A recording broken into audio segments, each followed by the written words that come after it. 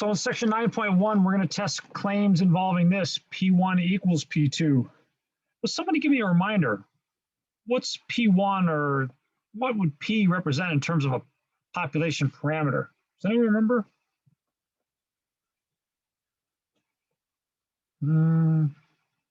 Well, let's see, we've tested means, standard deviations, and proportions. Which one of these is, or which one of those is P? Proportion. Yeah, population proportion. Thank you. Proportions.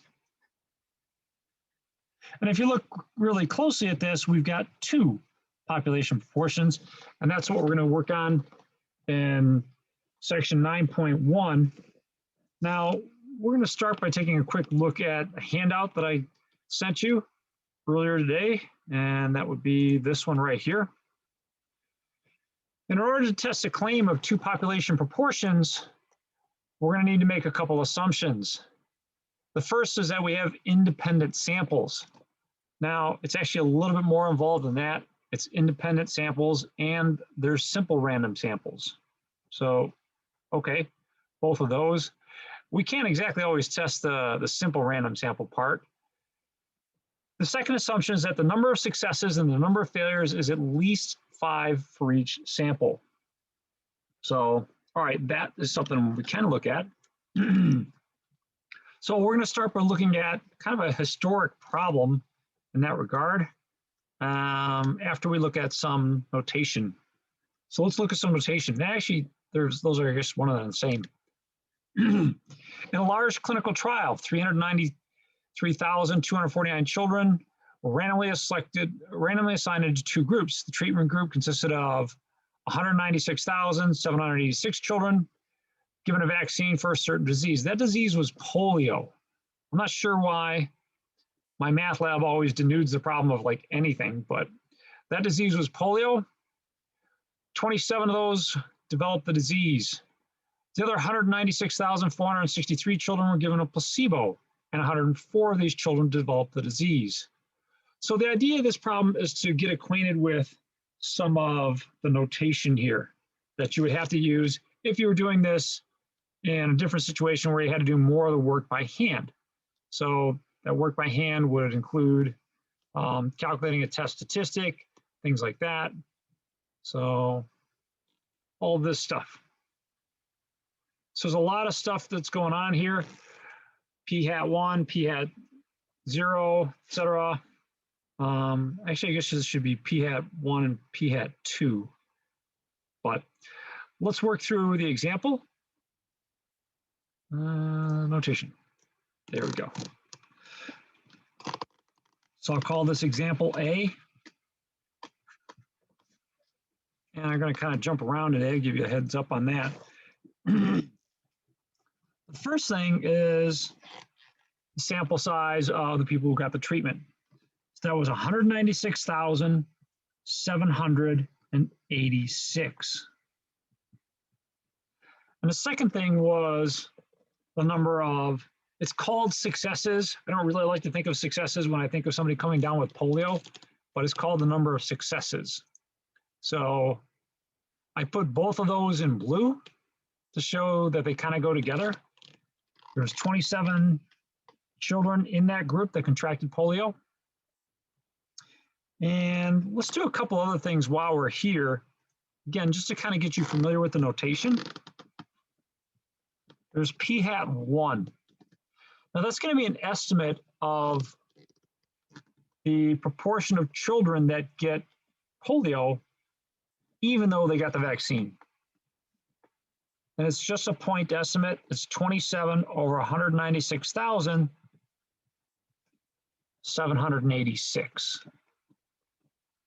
Now you can find a decimal value for that just by plugging it into your calculator. That decimal value starts with 3 zeros and then a 172. So a very, very small percentage of children, but nonetheless, it's a very devastating disease that vaccines have helped wipe out. Now, to finish this up over here, let's look at Q hat 1. There's a couple ways you can calculate Q hat one, but any suggestions? What would be the easiest thing to do? Once you got P hat, how am I going to get Q hat?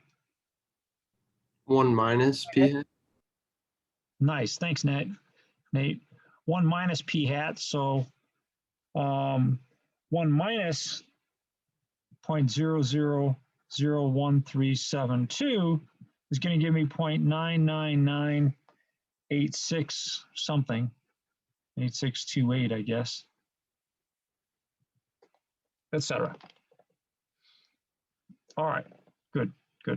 Now that's the treatment group. Treatment. Let's take a look at the placebo group.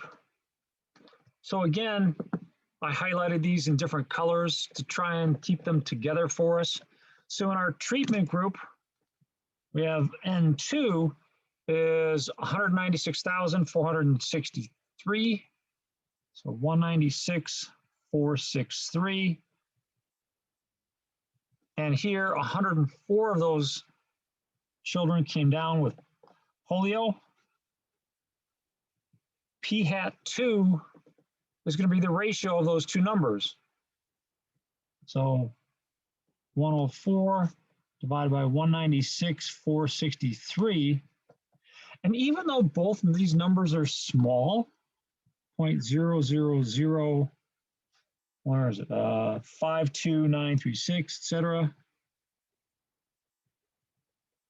Even though both of these are small, if you actually divided this one by this one, what you'd find out is that you're about 4 times more likely to get polio given that you didn't get a vaccine as opposed to those children who did. So let's see, that's the placebo group. As before, Q hat is going to be 1 minus P hat. In this case, it's going to be 0.9994706, etc. So you needed a very large study in order to find a significant difference between these two groups, because the incidence of this disease is so rare. I mean, if you gave it to 100 people, you probably wouldn't even get one case. You're going to get about one case in 10,000. So you had to have a really big study, and they did. Okay. So far, so good with the notation here? Yep. Now, a little extra here on this. The book uses a little bit different notation than I've written in my handout. So let me cover that. In my handout, at the bottom here, I use what I call P hat sub P, that is the P hat pooled. The book uses notation that's a little different. They use P bar. So, okay. So if you're asked for P bar in one of the problems, then really it's the combined success rate. So coming back over here, P bar, or what I would call P hat pooled, is really going to be the sum of x1 plus x2 over n1 plus n2. And we've got those numbers.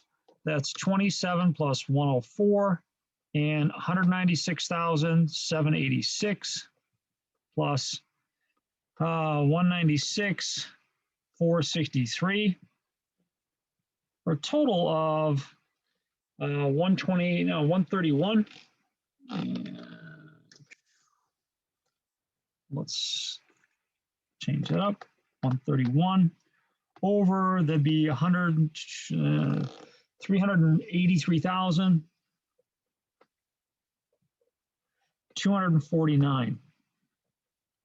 Yeah, so that's kind of like a combined or an overall average of how many or percentage of kids that are getting polio in this study. Cool. And that's really all they're asking in this first problem here, is to get familiar with the notation like that. So the last two numbers, if you actually calculate them out, you could get p hat, or excuse me, p bar and q bar. So what I showed you here was p bar. Can someone suggest how I get q bar?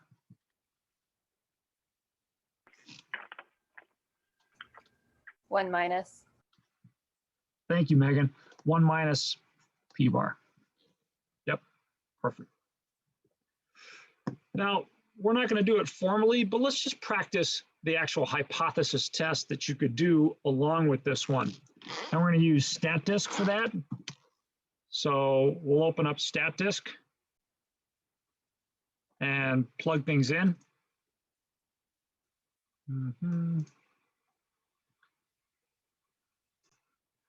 So in StatDisk, you're going to go to a place that's probably starting to get a little bit familiar. Analysis, then hypothesis testing, and then proportion to samples. So that's a little bit different than our last chapter. In chapter 8, we're working on 1 sample test. Now we're working on 2 sample test. The first thing you're going to have to adjust is the alternative hypothesis. I'm just going to leave it be that we're going to test if the 2 proportions are equal. Some statisticians would argue that you should always do an equal and not equal to test.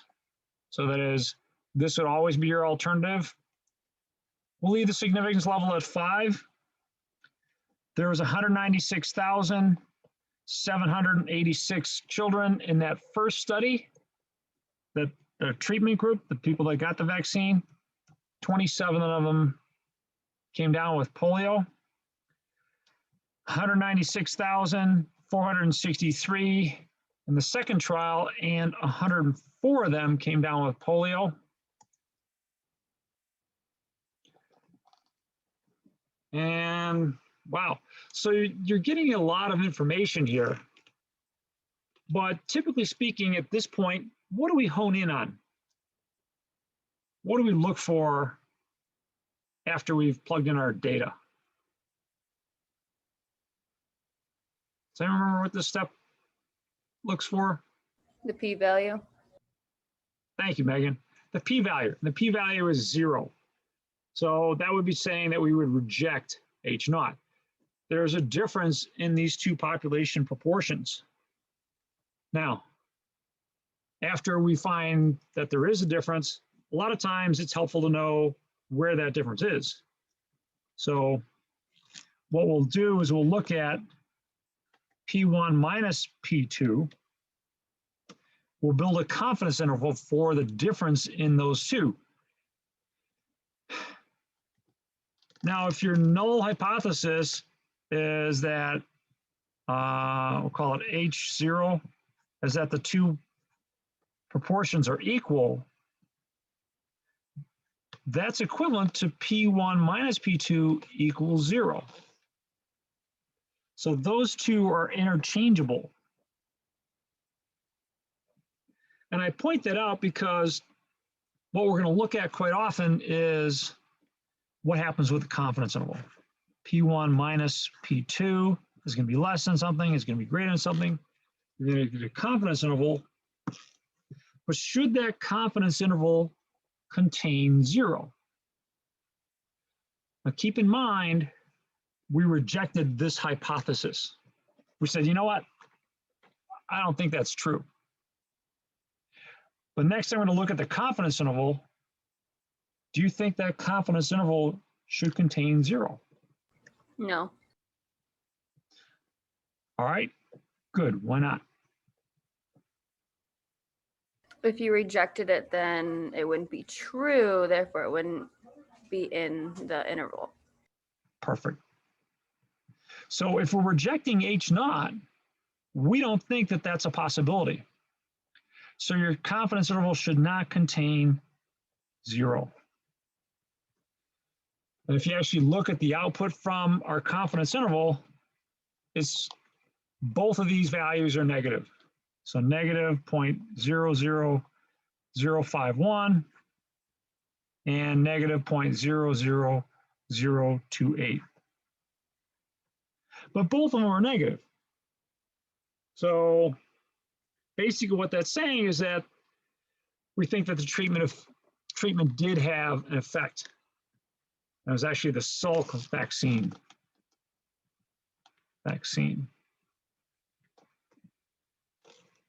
I think I spelled vaccine wrong, but I'm not going to worry about that part. I'm more worried about the statistics. Are we okay with the notation and other things like that?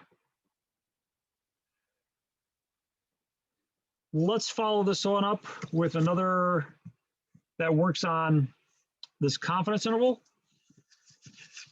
And, again, I want to make sure that you understand that our confidence interval oftentimes should reflect what we do with our null hypothesis. That is, accept it or reject it.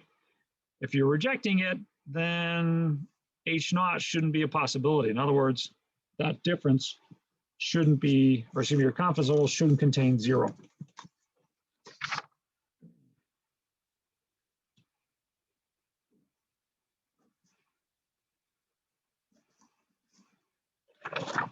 Okay. Let's go to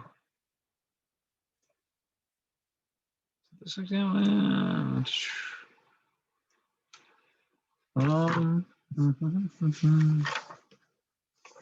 Yeah. So we'll go to example D. I realize we're not exactly going in order. Sorry. But we'll do example D next.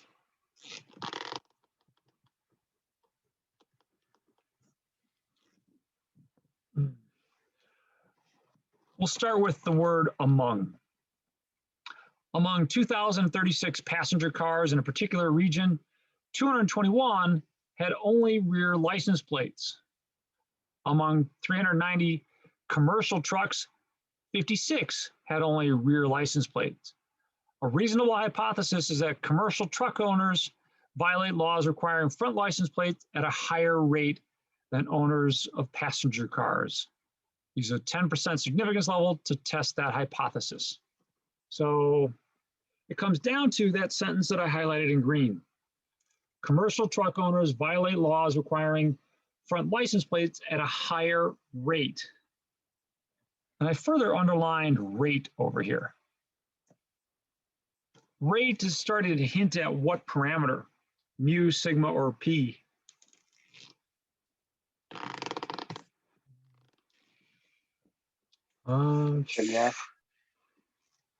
Thank you. So we're dealing with population proportion. I appreciate your response. So I think it got muted a little bit. I'm hoping that you said proportion, which would be P.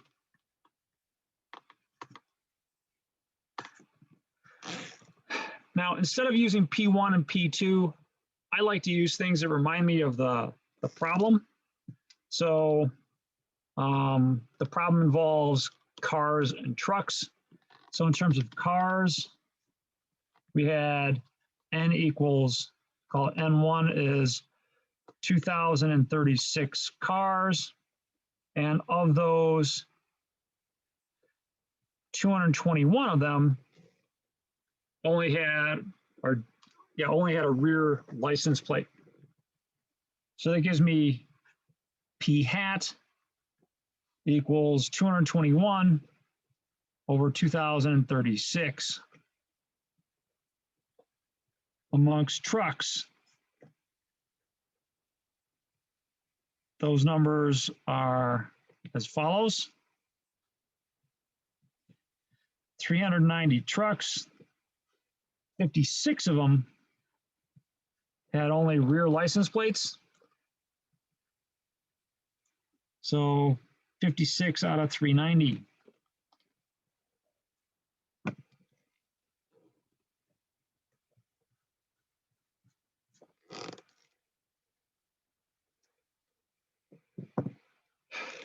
Now, it's nothing wrong with using P1 and P2.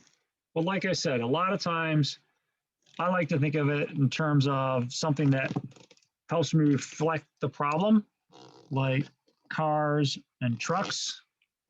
So I could call it P sub C and P sub T.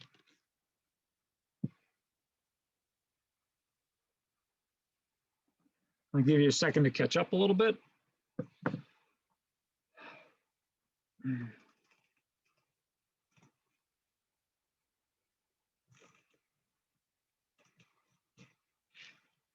Okay, let's look back here. It says commercial truck owners violate the law requiring front license plates at a higher rate than owners of passenger car. So which one's bigger, which one's smaller? Which one's bigger, trucks or cars? The rate, according to this hypothesis. The trucks. The trucks. Thank you. So that means P sub T is greater than P sub C, or from the point of view of P sub C is less than P sub T. Awesome. So somebody else that I haven't heard from yet, tell me, is this going to be part of the null hypothesis or the alternative hypothesis? Which H is that going to be part of? Alternative. Alternative. Thank you both. That's going to be part of the alternative. And still someone else. What would be the null hypothesis?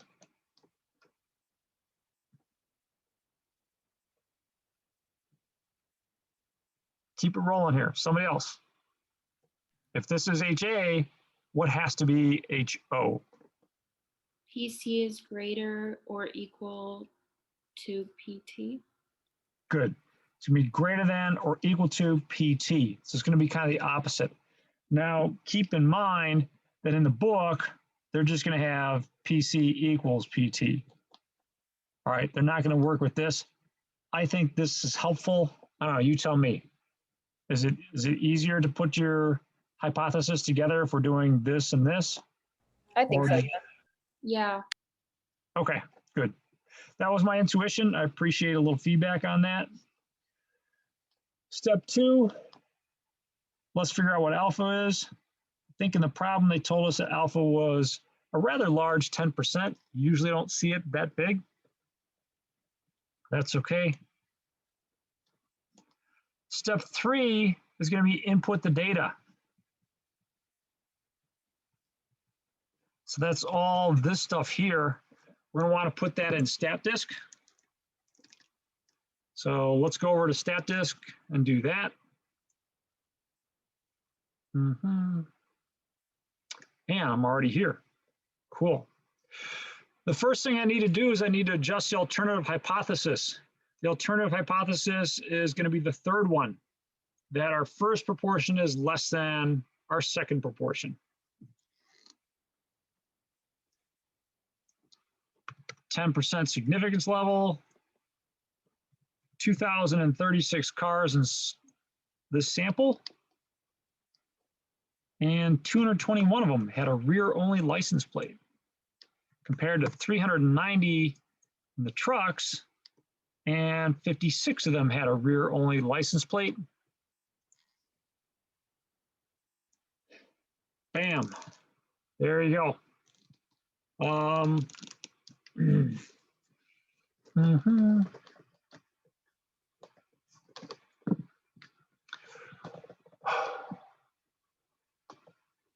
So let's take a look at step 4. What do I need here in step 4? What information am I looking for?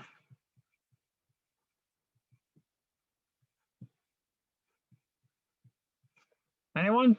You've got a handout that you're free to look at. Confidence interval? Not yet. Not yet. We'll need the p-value. The p-value, thank you. So the p-value in this case is 0.02310. Nice. So there's your p-value. Does anyone remember how this one finishes? If the p-value is low, what happens? H naught must go. H naught must go, well done. So p-value is low, but is it low enough? Well, the p-value is 0.02310. Alpha is 0.10. Now, it could get a little tricky when you're looking at these things to try and decide which one's bigger. So sometimes what I'll do is I'll put on an extra couple zeros. That way the digits have the same length and then kind of compare them. It's like, okay, yeah, this one is bigger than this one. So thanks, Megan. What's the conclusion then? What are we going to do with our null hypothesis?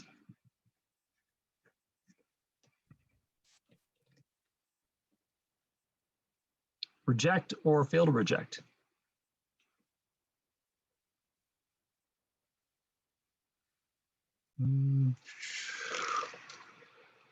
Sophia, what do you think? Reject or fail to reject? Fail to reject. But Reject. isn't the p-value less than alpha? So if that happens, if the p-value is low, H naught must go. So Okay. yes, reject. All right. Thanks, Sophia. All right, reject H naught. Now what are we going to do? We rejected H naught. Are we done? I guess it depends on if you want full credit or not. So the answer is no, we're not done. Step 6 would be to state your conclusion in words. Now, previously I sent out to you a handout on wording the conclusion. So that one's right here. Let's work our way through this and see which one of these 4 we're going to use. Does the original claim contain the condition of equality? Well, wow, we're going to have to go way, way back here to the start. Does the original claim contain the condition of equality? The original claim was that trucks violate this law more often than cars. So, wrong one. Here we go. Commercial truck owners violate laws requiring front license plates at a higher rate than owners of passenger cars. So this is our original claim. Let's just put a little OC right there.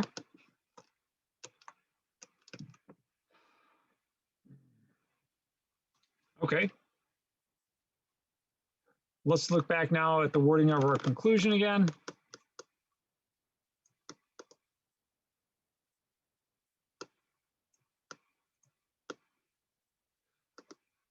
Does the original claim contain the condition of equality? No. No. Did we reject H naught? Yes. Yes. So that puts us at C. And I'll just copy down all of there is there in C. The sample data support the claim that sample data support the claim that. Now, I can't promise this will always happen. It's a little bit hit or miss, but somebody in my morning class gave a great answer to finish this off. Now, when you finish this off, the instructions here say that you're to state the original claim. And the answer that I got in return was that truck drivers violate the laws requiring front license plates at a higher rate than car drivers. Violate the law requiring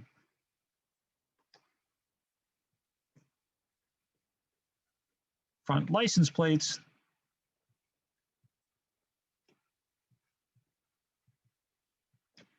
at a higher rate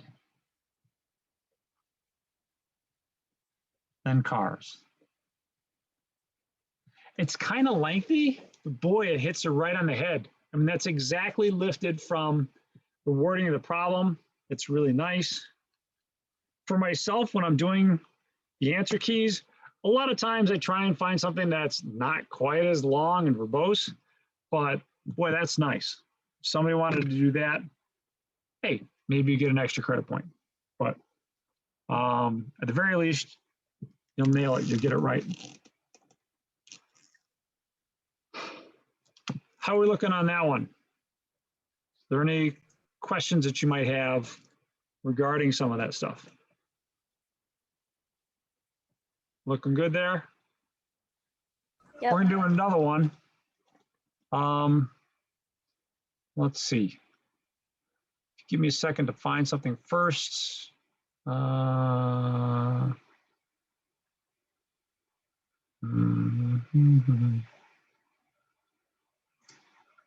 Okay. So, playing around behind the scenes here. 1 second. Okay. I don't know as though I gave you this one. But take a quick peek at it. There's kind of a joke hidden here. Does anyone get that joke? What's the joke here? They Can you can't get aim. this? Yeah, he can't aim, right? So this is a stormtrooper. He's got a rebel right in front of him, and he missed all 8 shots. So yeah, he can't aim. And what we're going to do is we're going to test the accuracy of the stormtroopers, see how good or bad they are. And in the chat, let me put in the hypothesis that we're testing, and I'll show it to you here as well. All right, can we see it here? In the movie A New Hope, stormtroopers fired 404 shots, of which 10 found their mark.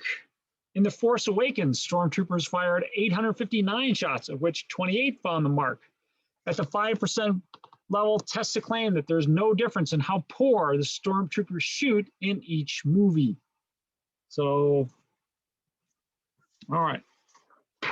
That should be in the chat. Let's write down a few numbers here and do this hypothesis test. Of course, we can't, comment on the data being selected as a simple random sample, but at the very least, we've got plenty of successes and failures in our data. So it does satisfy one of our assumptions. Example. So we'll call this one example E for excellent, because these guys are excellent shots. All right. Now somebody actually did go through and count this stuff. So Last point's too accurate for sand people. Only Imperial stormtroopers. all right, I'm not sure, because is the sound coming through on that? Could you Yeah, hear the it is. sound? Yeah. It was? Okay. All right. Are so precise. The stormtroopers are so precise. All right.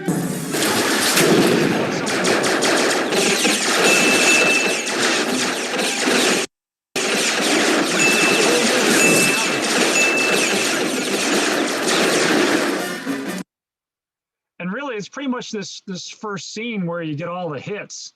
The rest of the movie, they're pretty much missing. So let's go back here, and we'll put in A New Hope.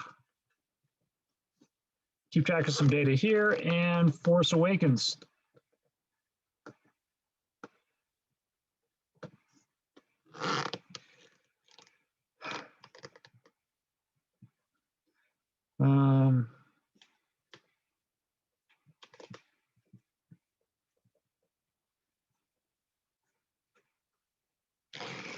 Okay, so those numbers from A New Hope were 10 hits out of 404 shots.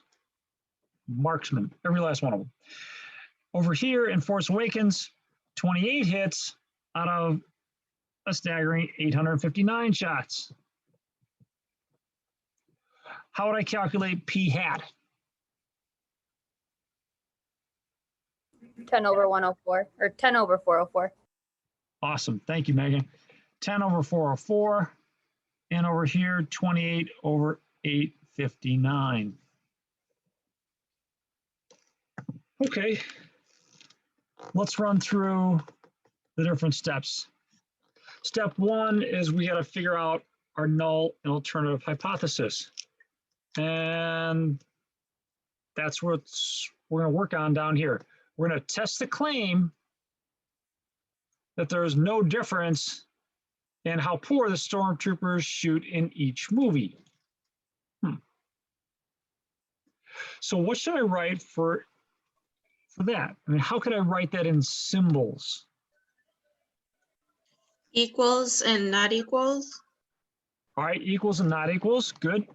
But what should equal and what should not equal?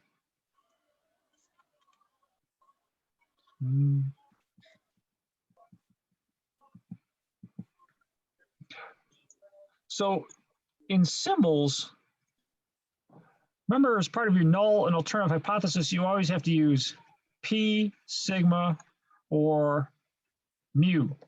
Those are going to be the symbols that are going to be part of your null and alternative hypothesis. In this case, we're testing claims about a population proportion. If they're equally bad, that means P1 equals P2. The proportion of hits in A New Hope and the proportion of hits in A Force Awakens, they're the same. They're both equally bad. And I think that would make this the not equal to that you just gave me. So thank you. Equal to and not equal to. Okay.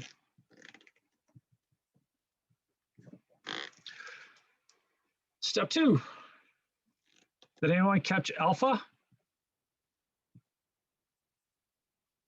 5%, 0.05. Yes, well done, 0.05.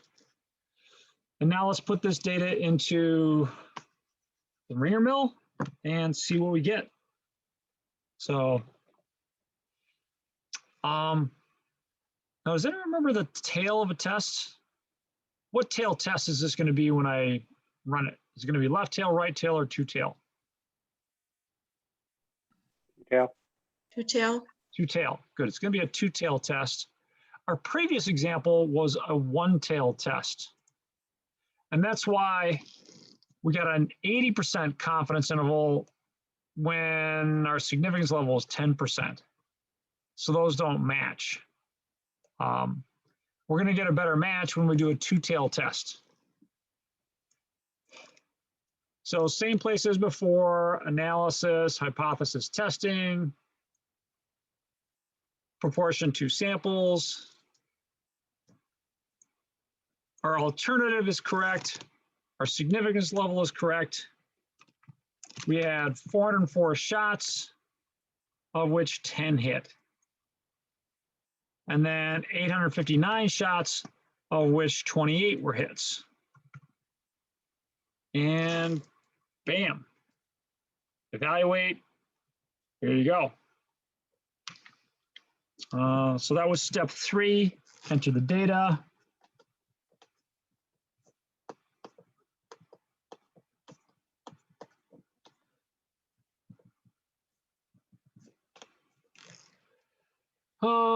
What's step 4?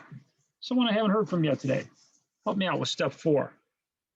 Where do I get there? The p-value. P-value. Nice, Hannah. So the p-value in this case is 0.44660. So p-value 44660.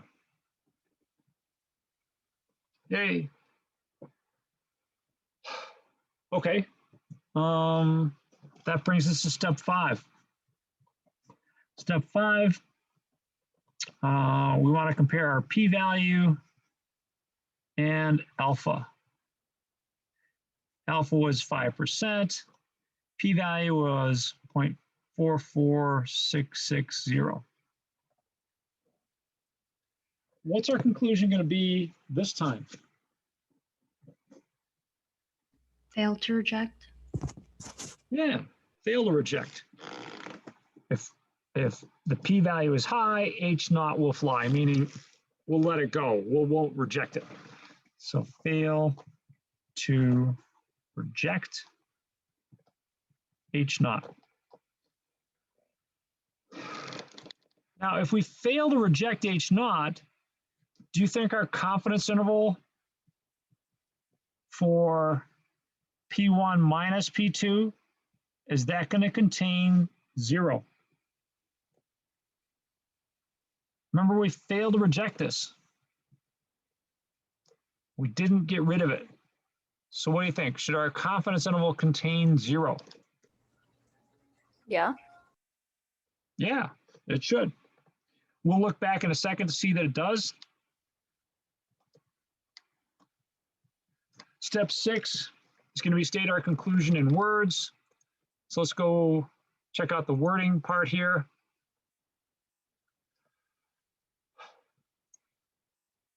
What was our original claim? I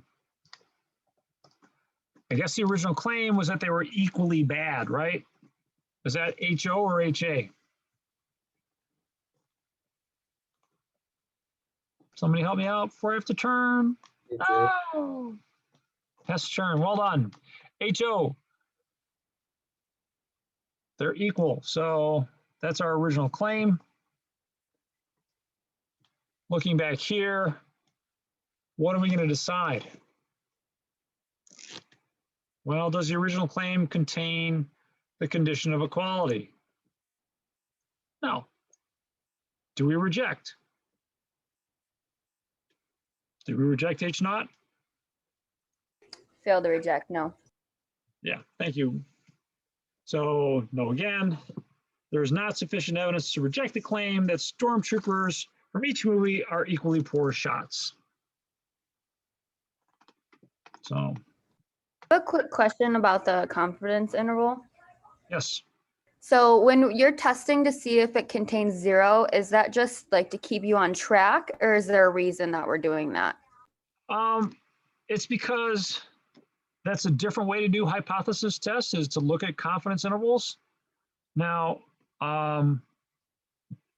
generally speaking, our confidence interval, and in this case, it's going to be negative 0.027, and over here, 0.011. Our confidence interval contains 0, which means that we think that the difference between these two is 0. And if P1 minus P2 equals 0, that's the same as P1 equals P2. So basically, it's a validation of our null hypothesis. They're not always going to be equal. They're not always going to tell you the same thing. But generally speaking, when this matches your conclusion for step 5, that's good. That makes you feel better and more confident about your conclusion. Now, are they always going to match? No. I've been debating with myself if I really want to launch into an explanation as to the details of when it's going to happen and when it's not. But generally speaking, if you have a two-tailed test, this conclusion is going to match your conclusion based on the p-value. Okay. So, yeah. So thank you. Appreciate you asking. So there's not sufficient evidence to reject the claim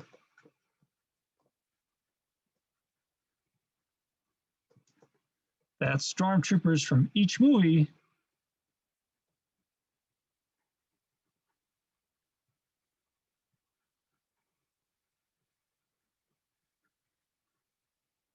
are equally poor shots.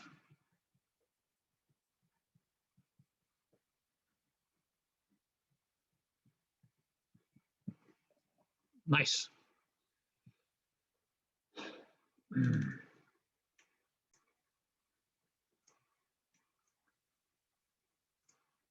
How's that one look?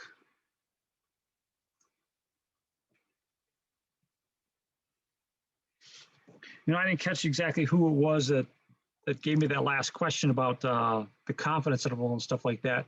But let me follow up on that with a little something that you'll see in the homework. I don't think it's something that I would, it wouldn't be my first choice for a test question, but there is one like it in the homework. So let's just go over here. Your hypothesis test versus a confidence interval. Generally speaking, quite often they'll lead you to the same thing, but there's really a couple ways you can do a hypothesis test. There's like 3 different ways, and I've got them here in different colors: confidence interval method, the p-value method, and the critical value method. Now, the critical value method is something I've kind of danced around in terms of my handouts and other things. The critical value method says, oh, you're going to find these values, here in the left tail or in both tails or in the right tail that set up a reject region and fail to reject region. Now, the nice thing about StatDisk is that it does that for you. If you click over on plot, it finds those values for you. There you go. For the Z distribution, which we're working with, those values at a 5% significance level are 1.96 and negative 1.96, and they plot them. Anything outside of that, you're going to reject. So that's this case right here, the 2-tail case. So if you fall in the shaded region, you reject. If you fall in the acceptance region, or excuse me, the fail to reject region, well, then you fail to reject. So that's one way to do a test. Now, what we've been doing a p-value approach, which amounts to the same thing. So going back to, where is it? Going back to StatDisk here. What the p-value approach is doing is it's basically calculating the area that you would get if my test statistic were actually kind of like the critical values. It's calculating that area and comparing it to the p-value, or comparing it to alpha. If the area that I get for my p-value is less than this area that we just chose as our alpha, then we reject. The bottom line that you should know is this. The 2 methods that are guaranteed to give you the same answer are going to be the p-value method and the critical value method, and that's right here. The p-value method and the critical method are equivalent. They'll give you the same thing. Now, if you insisted on using a confidence interval, then your 5% significance level would be equivalent to a confidence level of 90%, basically double of that. That's in the case where you've got a one-sided test, not a two-sided test. So, like I said, for the most part, it's more technical stuff than I want to get through or pump into you, but at least you've seen the answers for this one homework problem, and I hope that they help.